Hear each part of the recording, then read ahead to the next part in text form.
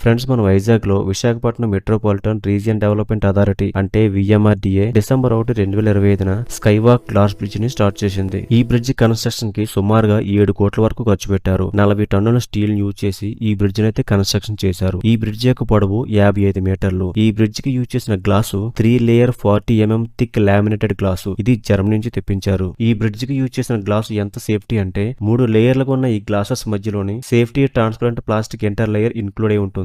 అందువల్ల glass break అయినప్పుడు విరిగి కింద పడిపోకుండా విరిగిన గ్లాసు ఈ ప్లాస్టిక్ ఇంటర్ లేయర్ కి అతుక్కొని కింద పడిపోకుండా ప్రొటెక్షన్ ఇస్తుంది. అలాగే 250 కిలోమీటర్ల వేగంతో వీచే గాలులను కూడా తట్టుకునేలాగా డిజైన్ చేశారు. ఒక్కొక్క స్క్వేర్ మీటర్ గల గ్లాసు సుమారుగా 500 కేజీల బరువును మోయగలదు. సో ప్రజెంట్ దీని యొక్క లోడ్ కెపాసిటీతో సంబంధం లేకుండా ఒక ట్రిప్ కి 40 మందిని మాత్రమే అలౌ చేస్తున్నారు. టికెట్ కాస్ట్ 250 రూపాయలు. ఇప్పుడు ఇది మన వైజాగ్ లోని మోస్ట్ అడ్వెంచర్ థ్రిల్ నిచ్చే ఒక టూరిస్ట్ స్పాట్ గా మారింది.